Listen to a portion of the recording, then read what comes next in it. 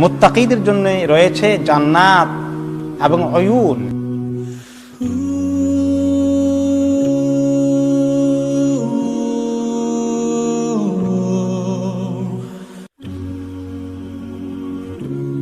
আল্লাহ তাআলা বলবেন, এই জান্নাতে তোমরা ঢুকে পড়ো, আমি তোমাদের জন্য তো বানিয়েছি, ওয়েলকাম, মারহাবা, উদখুলুহা, ঢুকো, কোনো সংকোচ নেই, বেসালাম, সালামের সাথে ঢুকো।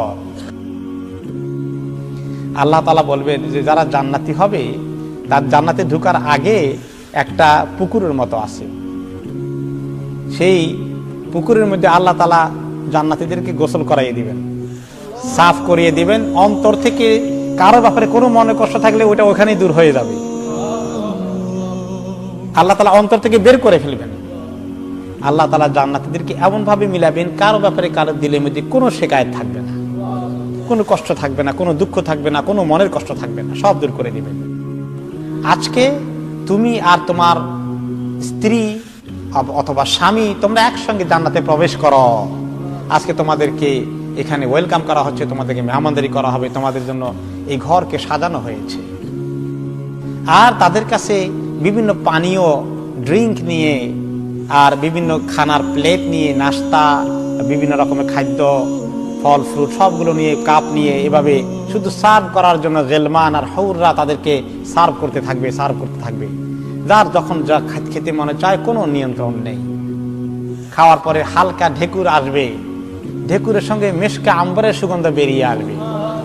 সুবহানাল্লাহ, কি চিন্তার কথা! কি চিন্তা করতে পারেন আপনি? কিরকম পরিবেশ! এত নিয়ামত আল্লাহ তাআলা তৈরি করে রেখেছেন, আর এই নিয়ামত যদি মিস করে ফেলি কি উপায় হবে? এই মানুষের জীবনকে এনজয় করার জন্য থাকার ঘর শুধু নয়, বাগান এবং পানি, এই দুটোর দরকার। এই জন্য আল্লাহ তাআলা জান্নাতের নামই দিয়েছেন জান্নাত, যে বাগানে ভর্তি। থাকার ঘর তো সুন্দর সুন্দর আছে, কিন্তু অনেক রকমের বাগিচা দিয়ে ভর্তি করা আছে।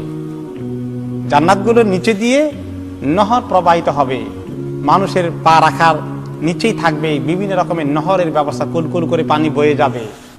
এই পানি আর বাগান, তার পাশে বসতে কেমন মজা লাগে বলেন তো? সুন্দুস আর ইস্তাবরক, এই দুইটাই রেশমি কাপড়। সুন্দুস এক ধরনের রেশম, আর ইস্তাবরক আরেক ধরনের রেশম, রেশমি কাপড়, সিল্ক, যেটা আল্লাহ তাআলা দুনিয়াতে পুরুষদের জন্য হারাম করে দিয়েছেন।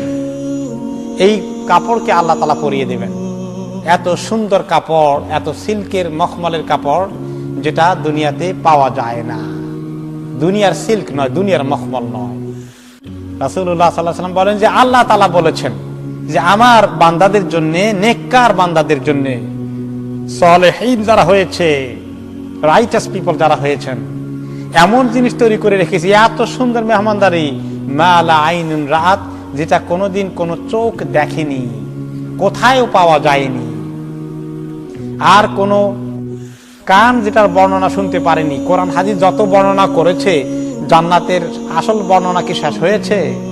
সম্ভব নয়, কারো পক্ষেই বলা সম্ভব নয়। এমনকি স্বয়ং রাসূলুল্লাহ সাল্লাল্লাহু আলাইহি ওয়াসাল্লামের পক্ষেও জান্নাতের পরিষ্কার সকল কিছু বর্ণনা করা সম্ভব হবে না।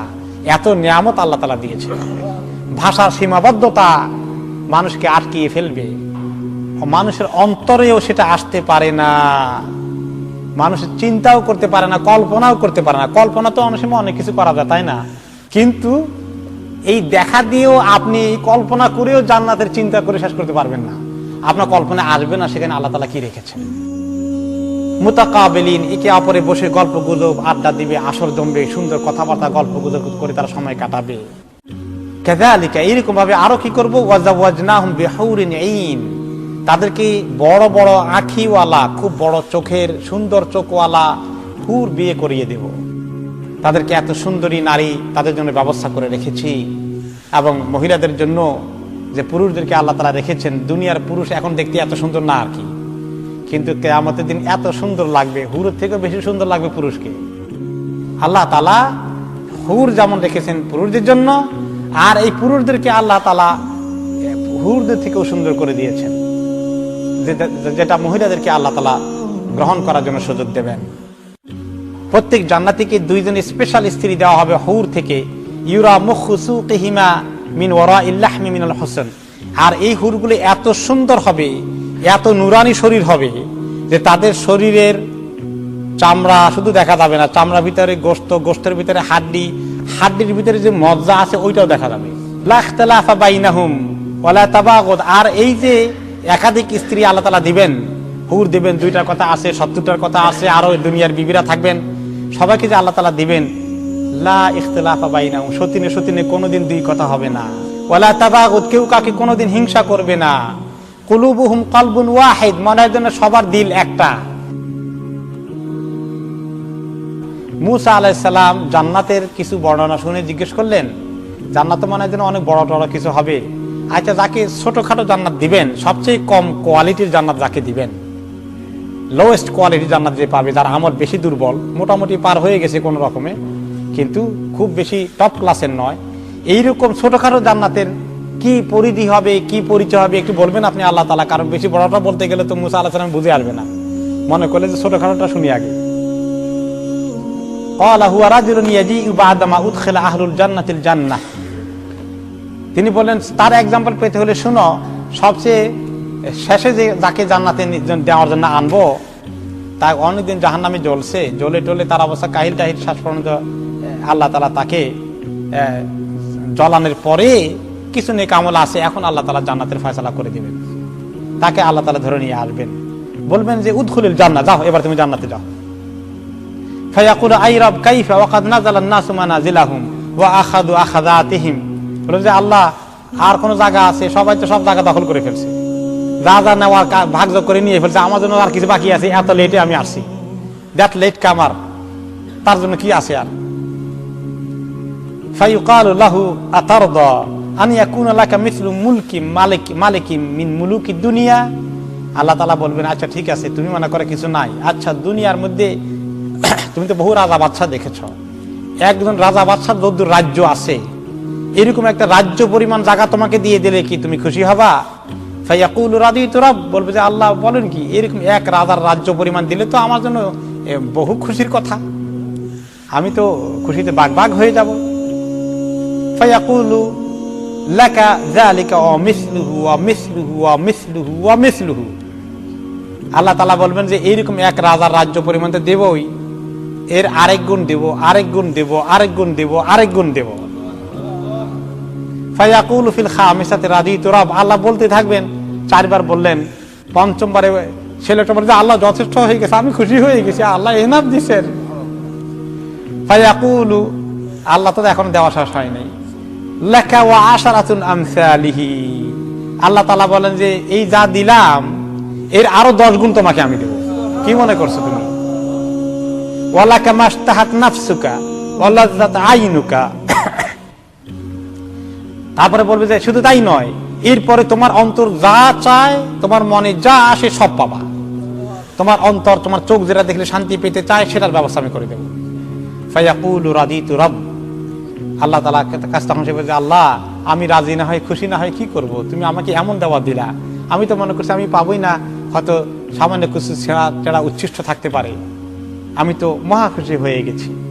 ক্বালা রাব্বি ফাআলাহুম মানজিলাতান, এখন মুসা আলাইহিস সালাম বলেন যে আল্লাহ ছোট আল্লাহকে যদি এরকম দেন, তো যে বড় জান্নাতি, বড় নেককার, টপ ক্লাস ফার্স্ট ক্লাস জান্নাত যাকে দিবেন, তার জন্য যে কি রাখছেন তা আমি ওইটা কেমনে বুঝবো?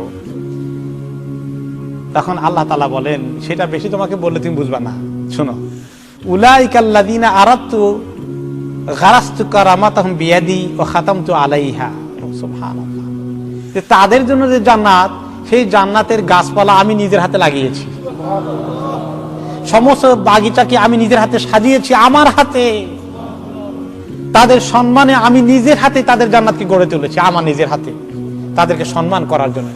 ও খাতামতু আলাইহা, এবং আমার হাতে এটাকে সিল করে দিয়েছি, কোন ফেরেশতা যেন এটা টাচ না করতে পারে, এত স্পেশাল জিনিস তাদের জন্য রিজার্ভ করে রেখেছি। ফালাম তারা আইনুন, কোন চোখেরা দেখেনি, ওয়ালাম তাসমা উযুনুন, কোন কান এটার বর্ণনা শুনেনি, ওয়ালাম ইয়াখতুর আলা কালবি বাশার, কোন অন্তরে এটার ধারণাও কোনোদিন আসেনি, কল্পনাও করতে পারেনি। যে জান্নাতের খবর দিতে গিয়ে রাসূলুল্লাহ সাল্লাল্লাহু আলাইহি ওয়াসাল্লাম নিজে খুশিতে হেসে ফেললেন। ইবনে মাসউদ রাদিয়াল্লাহু আনহুমা বলেন, রাসূলুল্লাহ সাল্লাল্লাহু আলাইহি ওয়াসাল্লাম বলেন, আল্লাহ আমাকে খবর দিয়েছেন একটা খবর, আমি জানতে পেরেছি, যেই লোক সবার শেষে জান্নাত থেকে বের হবে, সবার শেষে জাহান্নাম থেকে মুক্তি পাবে, এবং সবার শেষে আল্লাহ তাআলাকে তাকে জান্নাত দেওয়ার ফয়সালা করে দিবেন। তারপরে আর কেউ জান্নাতে চান্স পাবে না, বাকি সবগুলো কাফের থাকবে, ফিনারে জাহান্নাম খালিদিনা ফিহা। এই লাস্ট ওয়ান, মুমিনদের মধ্যে বিশাল গুনাহগার, জ্বলতে জ্বলতে পুড়তে পুড়তে জাহান্নামে তার লক্ষ কোটি মিলিয়ন বছর পোড়ার পরে আল্লাহ তাআলা তাকে যখন ফাইনাল লোকটাকে জাহান্নাম থেকে বের করে জান্নাতের ফয়সালা করবেন, সেই লোকটার বর্ণনা আল্লাহ তাআলা নবী করিম সাল্লাল্লাহু আলাইহি ওয়াসাল্লামকে দিয়েছেন। তিনি আমাদেরকে বলছেন, আল্লাহ তাআলা তাকে জাহান্নাম থেকে বের করে বলবেন, এবার ইযহাব ফাদখুলুল জান্নাহ, যাও এবার তুমি জান্নাতে ঢুকে পড়ো, গো এন্টার। ফায়াতিহা ফায়ুখাইয়ালু ইলাইহি আনহা মালআ, এসে দেখবে যে বাবারে বাবা, জান্নাতে কত মানুষ, রমরমা কাজ কারবার, সব জায়গায় কত জান্নাতি, সবাই ব্যস্ত তাদের এনজয় করতে, সকল জায়গায় সব মানে জান্নাতিরা একদম বসবাস করে ভর্তি হয়ে আছে। এখন সে এত মানুষ দেখে সে বেদিশা হয়ে যাবে, তার সিট কোন জায়গায় খুঁজে পাবে না সহজে। সে আল্লাহর কাছে ফেরত আসবে, এসে বলবে, ইয়া রাব ওয়াজাদতুহা মালআ, আল্লাহ এত মানুষ জান্নাতে, কোনো জায়গায় তো খুঁজে পেলাম না, আমি কোথায় আমার সিট, তার নাম গন্ধ খুঁজে পাই না। ফায়াকুলুল্লাহু আযজা ওয়া জাল্লা লাহু ইযহাব ফাদখুলিল জান্নাহ, তো সে আবার এসে ঢুকবে, ঘোরাঘুরি করে, দেখে তার সিট আর দেখা যায় না সহজে, খালি মানুষ আর মানুষ আর নিয়ামত আর নিয়ামত, সবাই এগুলো নিয়ে ব্যস্ত আছে। ফেরত আসবে আবার, ইয়াকুলু ইন্না আনহা মালআ, বলবে যে আল্লাহ একেবারে ভর্তি, এত মানুষ, এত জান্নাত, এত নিয়ামত, কোন জায়গায় আমারটা রাখছেন, আমি তো সিট খুঁজে পাই না। তারপরে আল্লাহ তাআলা আবার যাইতে বলবেন, আবার ফেরত আসবে। তখন আল্লাহ তাআলা তাকে বলবেন যে আবার এবার যাও দেখি। এবার গিয়ে দেখবে যে আল্লাহ তাআলা বলে দিচ্ছেন, ফাইন্না লাকা মিসলাদ দুনিয়া ওয়া আশারাতা আমসালিহা, তোমার জন্য এবার গিয়ে দেখো এমন জান্নাত তৈরি করে ফেলেছি যে গোটা দুনিয়ার সমান তার আয়তন হবে। শুধু তাই নয়, এই দুনিয়ার 10 গুণ পরিমাণ আয়তন করে দেবো সেটাকে। ওয়া ইন্না লাকা মিসলা আশরাতি আমসালিদ দুনিয়া, 10 গুণ দুনিয়ার সাইজ তোমার জান্নাতের পরিমাণ হয়ে যাবে। তখন এই কথা শুনে সে বলবে যে এক দুনিয়া দিয়েই কি করব সেটা খুঁজে পায় না, তার মধ্যে 10 দুনিয়ার সাইজ, সে তার মাথা খারাপ হয়ে যাবে এই কথা শুনে। সে বলবে, এমন এক কথা বলে বলবে যে কথাটা ভেরি ইনঅ্যাপ্রোপ্রিয়েট, বেমানান এক মন্তব্য করে বলবে সে। তখন ফায়াকুলু আতাসখারু বি আও তাদহাকু বি ওয়া আনতাল মালিক, আল্লাহ আমারে আপনি জাহান্নাম থেকে বাইর করলেন, বাইর করে এখন আপনি আমারে মশকরি করেন বুঝি, আপনি বুঝি আমার নিয়ে এখন হাসবেন, এগুলো করবেন। কথাটা মোটেই অ্যাপ্রোপ্রিয়েট নয়, কিন্তু তার মাথায় তো আর বেশি কাজ করতেছে না, কি কয় এই জান্নাত আমি করবোটা কি। তো আল্লাহ তাআলা বুঝবেন, বেচারাকে দায়ী করবেন না, এরকম বেয়াদবের মতো মন্তব্য করলি কেন, এই কথা আল্লাহ বলবেন না, কারণ আল্লাহ বুঝতেছেন যে তার মাথায় তো এসে বেশি ধরতেছে না, আল্লাহ যে তাকে কি দিবেন এটা তার বুঝতে আসতেছে না। তখন আল্লাহ তাআলা তাকে ইগনোর করে বলবেন, ফালাকাদ রাআইতু রাসূলুল্লাহ সাল্লাল্লাহু আলাইহি ওয়াসাল্লাম যাহিকা হাত্তা বাদাত নাওয়াজিদহু, সুবহানাল্লাহ। এই কথা, এই হাদিসটি যখন বর্ণনা করলেন, আমি যখন বর্ণনা করলাম, আমি তো একটু হাসলাম, আর আপনারা হাসলেন না। আমার নবীজি সাল্লাল্লাহু আলাইহি ওয়াসাল্লাম যখন বর্ণনা করছেন, তিনিও হাসছেন। এমন একটা কথা হাসি না আসে পারে না, যে বান্দা তার বুঝে আসে না আল্লাহ তার জন্য কি নিয়ামত তৈরি করেছেন।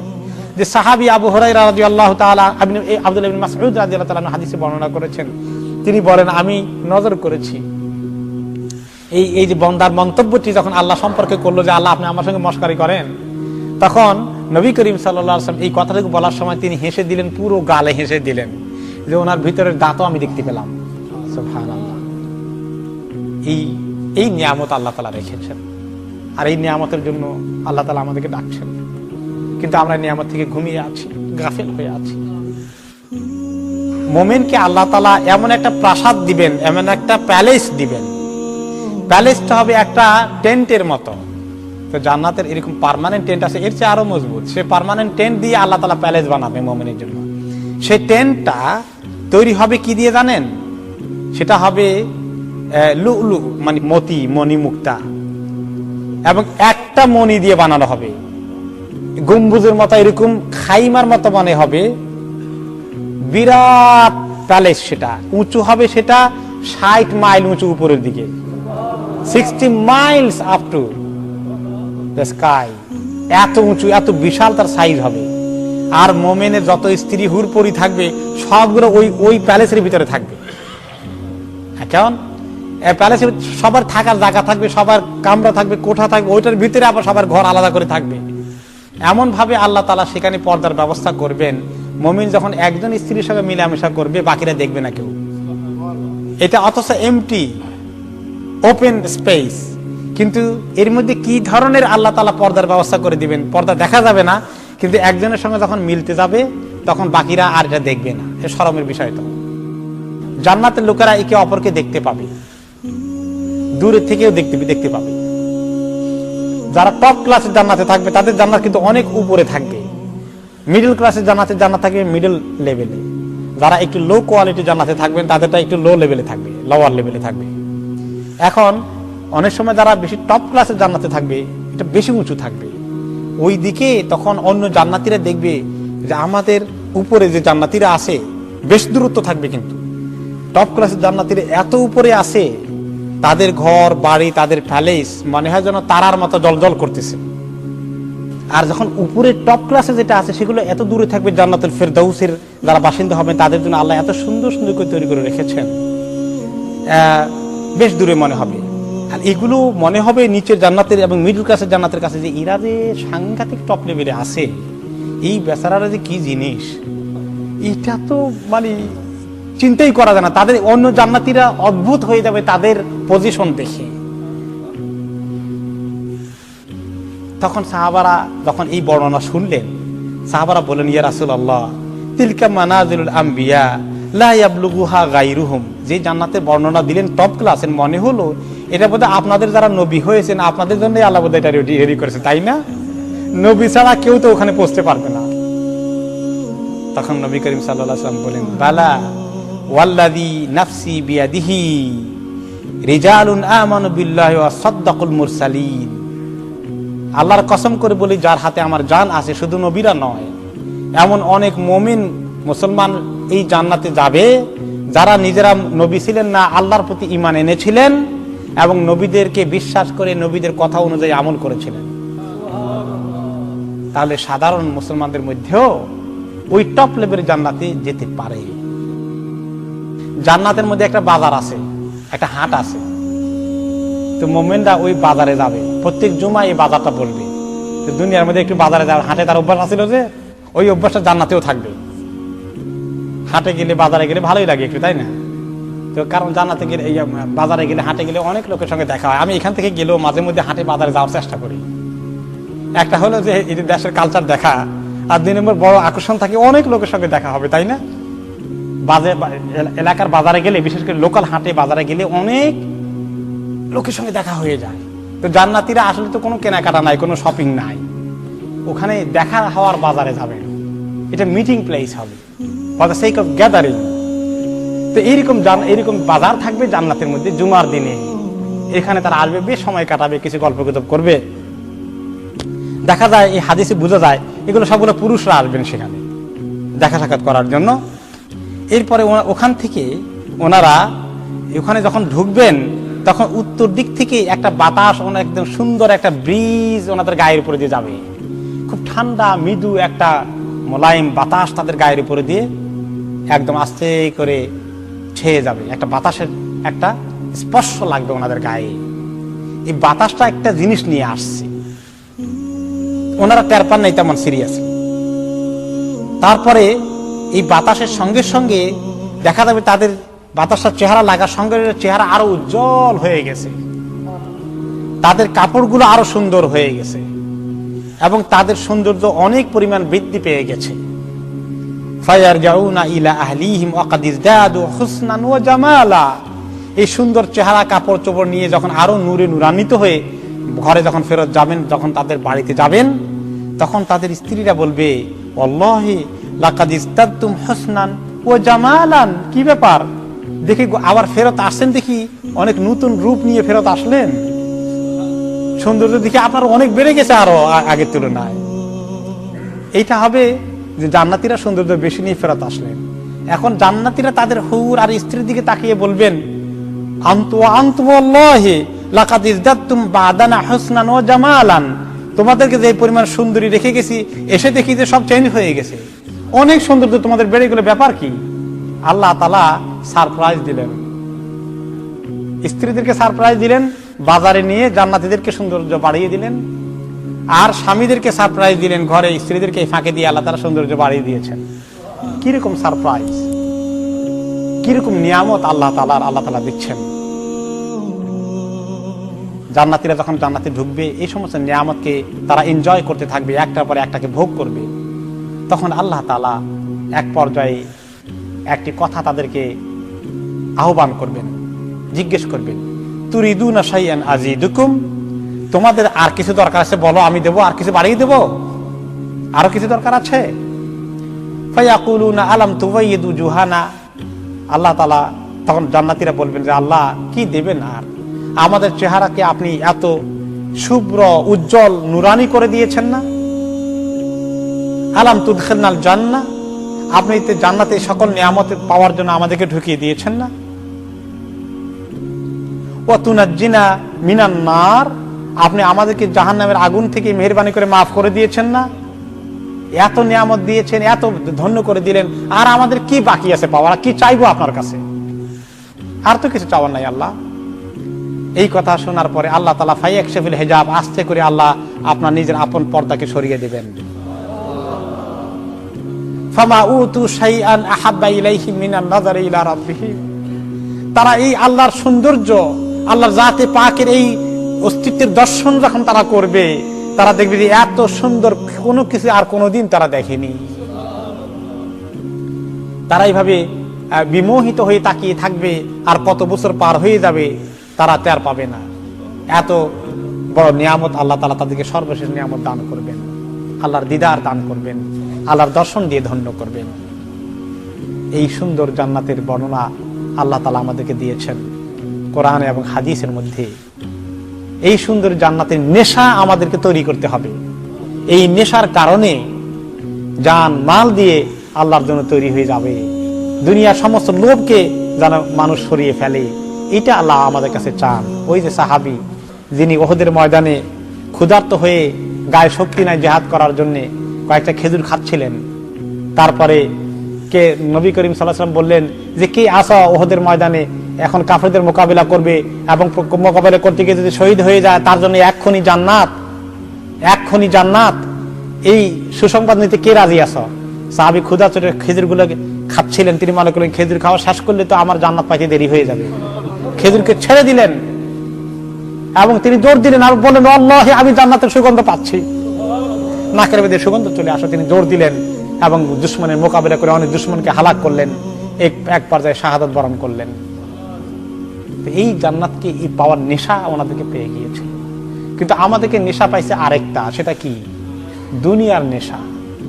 এই দুনিয়ার নেশা আমাদেরকে জান্নাতের সামনে পর্দা এনে দিল, আমাদের চোখে এখন জান্নাতের কোনো দৃশ্য নাই। এই যে আল্লাহ বললেন এগুলো সরে যায়, আমাদের সামনে দুনিয়ার চাকচিক্য ভেসে উঠে, দুনিয়ার টাকা পয়সার মোহ, দুনিয়ার ব্যস্ততা আমাদেরকে পেয়ে বসে। এই আল্লাহ তাআলার কাছে এই জন্য দরখাস্ত দিতে হবে যে আল্লাহ দুনিয়ার মহব্বত একটু কমিয়ে দাও। ফালা তাগুররান্নাকুম হায়াতুদ দুনিয়া ওয়ালা ইয়াগুররান্নাকুম বিল্লাহিল গারুর।